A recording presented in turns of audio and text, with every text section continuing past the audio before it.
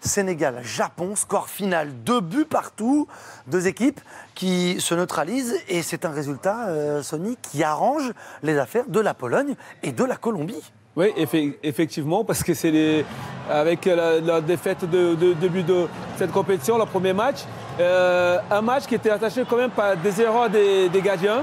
On voit ici le gardien japonais qui fait une erreur. Au lieu de garder ce ballon, il veut le dégager des points. Là, facile, il dégage sur Smané qui marque le but. Jusque-là, on se dit, bon, le match était bien des deux côtés. On n'a pas vu vraiment le Sénégal qui a poussé énormément.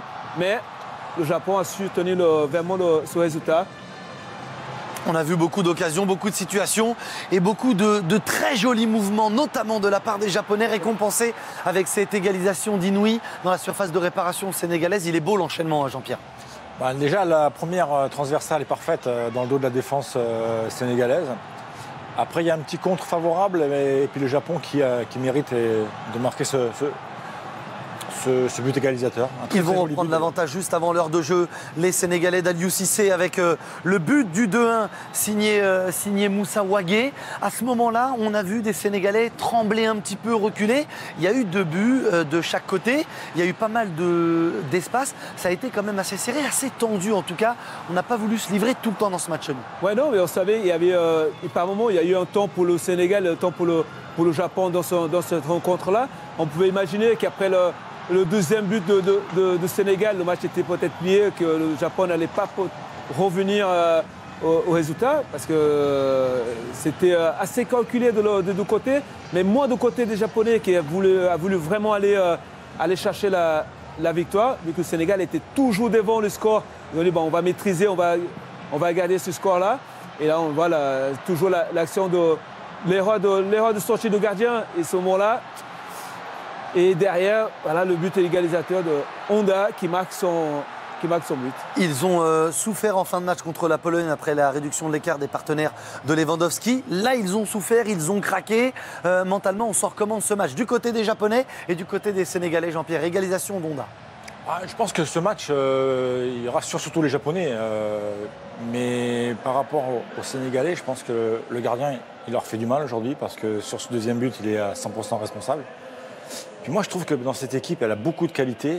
Mais par contre, j'ai l'impression qu'avec les gabarits qu'ils ont, ils devraient mettre un peu plus d'intensité, un peu plus de duel. Or, ils reculent beaucoup et je pense qu'ils se mettent en danger parce qu'après, quand tu joues contre une équipe comme le Japon, qui finalement a un très très bon fond de jeu, qui a de très très bons joueurs, c'est peut-être une surprise de cette compétition. C'est une équipe qui ne renonce pas, qui attaque, qui continue, même si elle est menée, elle continue. Alors 2 fois menée aujourd'hui, elle revient 2 fois au score.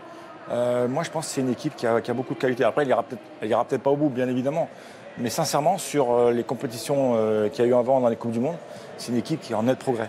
4 points pour les 2 premiers, 0 pour les 3e et 4e. On peut avoir 4 équipes à 4 points s'il y a match nul déjà ce soir entre la Pologne et la Colombie. On n'en est pas encore là. On va encore parler de ce match entre le Sénégal et le Japon avec Sadio Mané, le milieu offensif attaquant, très brillant joueur de l'équipe de Liverpool et des Lions de la Teranga avec Julien Chaput. Aux côtés de Sadio Mané, Sadio, c'est exactement ce que j'étais en train de dire avec le coach, avec Moussa Wagué également. Vous étiez tout proche de quasiment valider cette qualification et finalement, il va falloir aller la chercher face à la Colombie. Oui, on était vraiment tout proche. Mais bon, on avait en face de nous une belle équipe japonaise qui nous ont un peu mis en danger sur les comptes. Et ils sont créés aussi pas mal d'occasions et après ils ont égalisé. Maintenant, on sait ce qu'il fallait.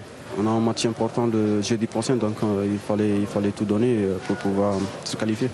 La Colombie, justement, match important évidemment. Et c'est une équipe qui est très solide. Quelles seront, selon vous, les failles qu'il va falloir exploiter face à cette équipe? Je pense que toutes les équipes sont costauds. Maintenant, il ne faut pas trop se focaliser sur l'équipe adverse. Il faut juste rectifier les lacunes que nous avons. Et après, c'est l'état d'esprit. Il faut être costaud, surtout ensemble, pour pouvoir gagner. Pour finir, Sadio, quel a été le discours d'Aliou Cissé quand il vous a retrouvé au vestiaire?